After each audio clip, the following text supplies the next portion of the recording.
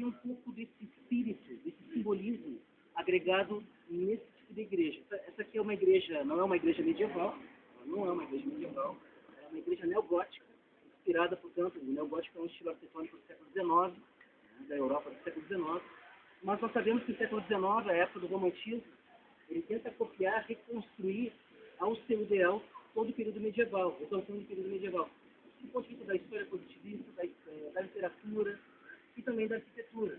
Por isso que o neogótico surge no século XIX, inspirado nos modelos arquitetônicos do nosso gótico. Bom, o estilo gótico é um estilo que a gente vai observar alguns elementos agora aqui fora da igreja e depois internamente dentro do interior da igreja, né? Mas até mais ou menos dos anos 900 ou início do ano 1000, todas as igrejas da Europa elas eram igrejas feitas a pau a pique, de madeira, de barro, igrejas muito simples, né? E com aquele processo de ocupações estrangeiras, as chamadas invasões, primeiras ondas de invasões germânicas, depois aquelas ocupações dos húngaros, dos magiares, dos vikings, né? Essas igrejas de madeira foram colocadas abaixo, e a partir do feudalismo dos anos 1000, começa todo um novo processo tecnológico, e começam as igrejas a serem construídas com, não mais com madeira, com barro, mas com pedras, com calcário. Né? O primeiro estilo arquitetônico medieval é o estilo românico. Não é esse estilo. O estilo românico ele vai predominar na Europa, nas áreas rurais, dos anos 900 até 1150, mais ou menos. Especialmente nas áreas rurais. E o que é uma igreja românica? A gente vai ver exemplos de igrejas românicas na aula, nas estruturas culturais. Né? Mas a gente pode pegar como exemplo a igreja do Bonfim. Sabe a igreja do Bonfim? Aqui na Duque de Caxias. Tem uma pracinha na frente, antigamente era um cemitério, como eu falei para vocês. Ali é uma igreja de estilo românico. Pilastras grossas, muito grossas, né? Tem aberturas. E a partir de 1150, com o advento da burguesia, com o advento da cidade, de uma economia mais pujante na França, surgem as igrejas góticas. Esse estilo que é extremamente requintado, extremamente detalhado. Uma das características do gótico é o verticalismo dela. Essa igreja, se eu não me engano, o Rafael pode confirmar para vocês, ela tem da base até a ponta da torre, ela tem 56 metros. Então, uma característica do estilo gótico e depois do neogótico, né, é o verticalismo. Elas são extremamente altas, requintadas. Uma outra característica que a gente vai notar dentro da igreja e tem fora da igreja são os arcos. Vejam os arcos. Né? Os arcos, eles se tocam, formando uma espécie de junção das mãos em forma de oração. Esses arcos nós damos o nome de arcos ogivais. Eles se tocam, eles fazem quase que um triângulo arredondado na porta. Percebem?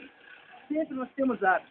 Aqui na porta principal, nas portas laterais, nas pequenas portas, nas portas laterais, e nas grandes janelas, nos grandes vitrais, os arcos eles se tocam nas pontas. Esses são chamados de arcos ogivais. É uma característica da arquitetura do gótico, que é uma influência das pesquisas muçulmanas. A gente não pode esquecer que durante séculos e séculos os muçulmanos ocuparam a Península Ibérica, a Espanha, Portugal, a Andaluzia, né? E esse elemento arquitetônico do ogival é uma contribuição, é uma mistura desses elementos arquitetônicos muçulmanos para o gótico cristão. Né? Vários nichos nós vamos encontrar também. O que são nichos? São esses espaços, alguns ocupados por santos, por imagens, outros vazios, como a gente pode perceber. E basicamente, as igrejas antes do feudalismo, elas eram igrejas de uma nave só. Ou seja, o que é uma nave? Um corredor só. A gente não pode esquecer que também as igrejas, na Idade Média, não tinham banco. As pessoas ficavam em pé, né? Com o advento do crescimento demográfico, né, do aumento demográfico, essas igrejas deixam de ser apenas uma nave central e passam a ter naves laterais. São os corredores laterais, que a gente vai perceber também. Bom, uma outra característica do gótico, os vitrais. Isso dá leveza, dá requinte, dá beleza para as igrejas, né? Então tem muitos vitrais, muitos vidros, e o mais conhecido, talvez, do gótico, que é o quê? No meio?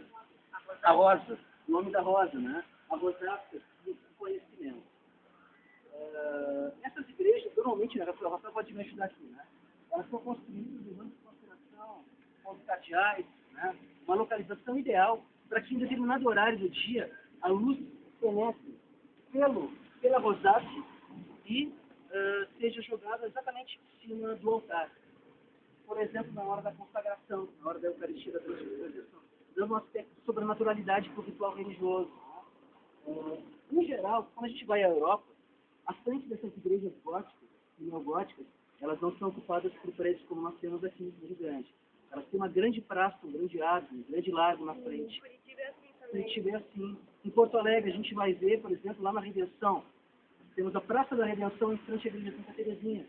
Vocês sabem, mais ou menos eu estou falando, sabem onde fica o Brick da Redenção?